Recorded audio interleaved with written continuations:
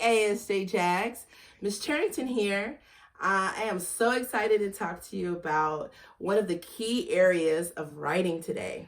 It is revise and edit. Okay, so I'm going to refresh your memory. Perhaps you've forgotten, or you may just need to have a little review. And so I'm going to talk to you about that today.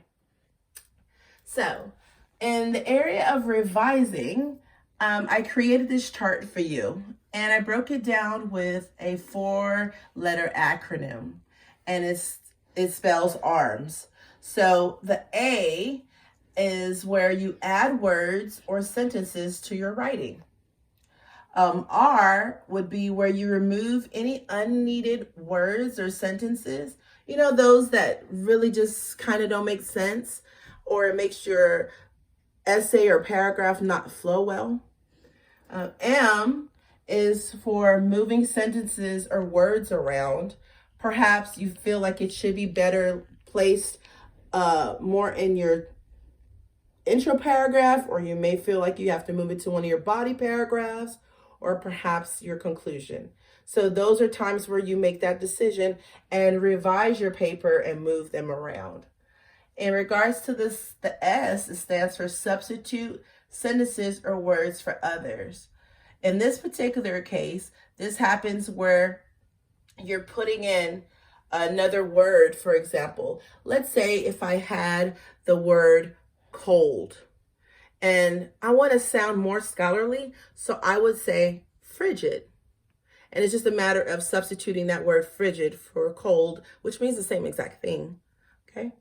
Now, edit, there's an acronym called CUPS, and the C stands for capitalization, the U stands for understanding, the P stands for punctuation, and the S stands for spelling. And so if we go back up here for the capitalization, it's basically all proper nouns should be capitalized, as well as first words in each sentence should be capitalized. For our U, for understanding, we want to know or ask ourselves, did I match my nouns and verbs correctly?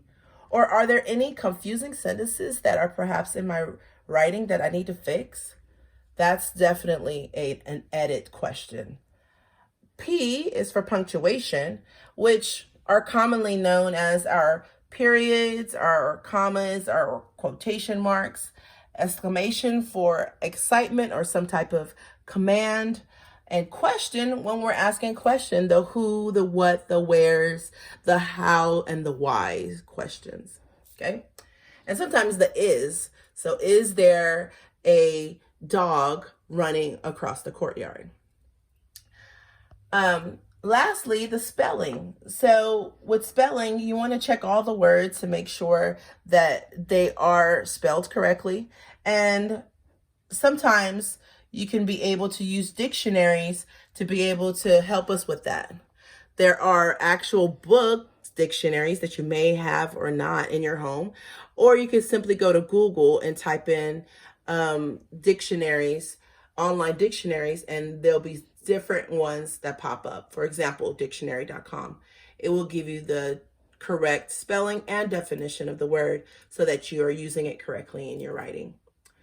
All right, now lastly, I want you to pay attention to this last part of my lesson, which consists of everyday edits. I'm pretty sure each of your ELAR teachers have done this activity with you. So I pre-wrote a portion of everyday edits, and it's titled McDonald's. And in this particular case, I just extracted a few sentences from it, and there are some errors. So let's take a look.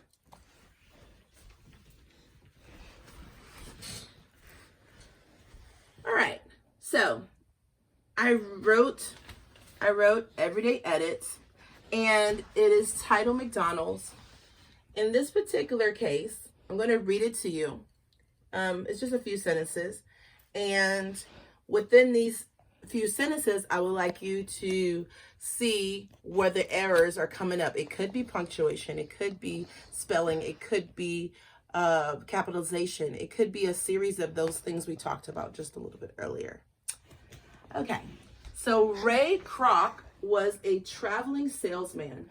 One of the businesses he sold to was a restaurant owned by two brothers, Dick and Mac McDonald.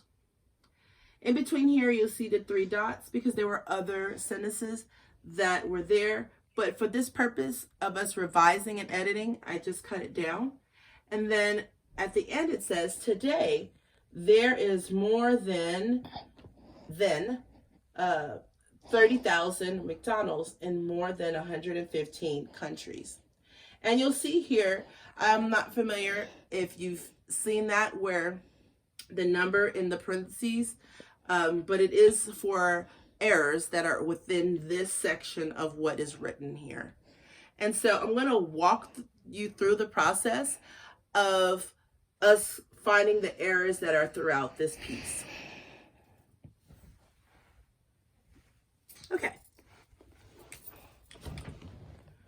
Okay, so in this particular first sentence, we want to see, is there a particular error that's there?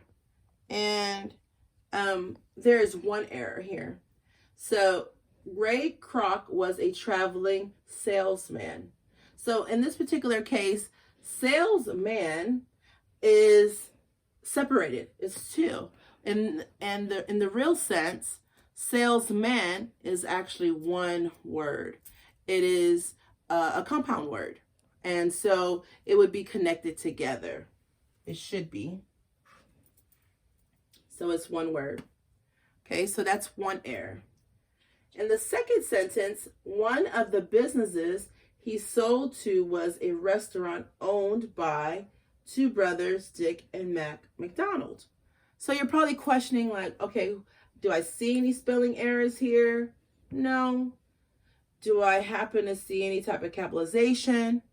No, because you have the beginning of their names are capitalized, so that's good.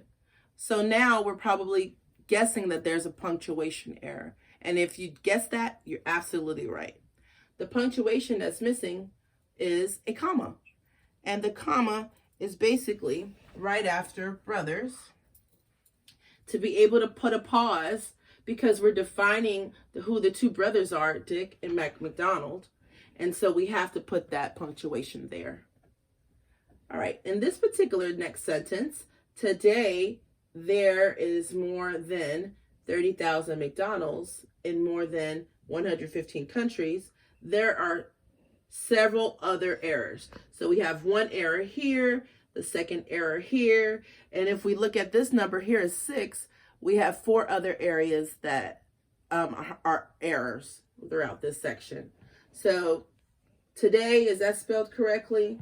That's spelled correctly. There is one of the errors. Okay. So you're probably wondering, okay, there are 3 theirs. T-H-E-R-E, T-H-E-I-R, and T-H-E-Y''re. And we're questioning, which one is that right spelling? So if it's not T-H-E-I-R, then it has to be one of the other 2. And T-H-E-Y''re stands for they are.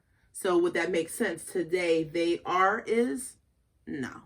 So it will be T-H-E-R-E. Okay. And next, we're moving on. So 1, 2, 3. We have 3 more. So when we're talking about a singular subject, we want to use is. When we have a plural, we're talking about is are. So in this particular case, we have more than one McDonald's that they're talking about. So it wouldn't be is, it would be are. So today there are more. And then we come across then. So then, this then means back then, like in the past tense. And so this, when they're comparing the 2 in the countries as well as how many stores or fast food restaurant or McDonald's there are throughout the country. So it would be T-H-A-N, then. So there are more than 30,000 McDonald's okay, in more than 115 countries. So if we count, that's 1 error, 2 errors, 3, 4, 5, and we have 1 more. Okay? Can anybody figure out where that might be? A spelling, a punctuation, perhaps a capitalization.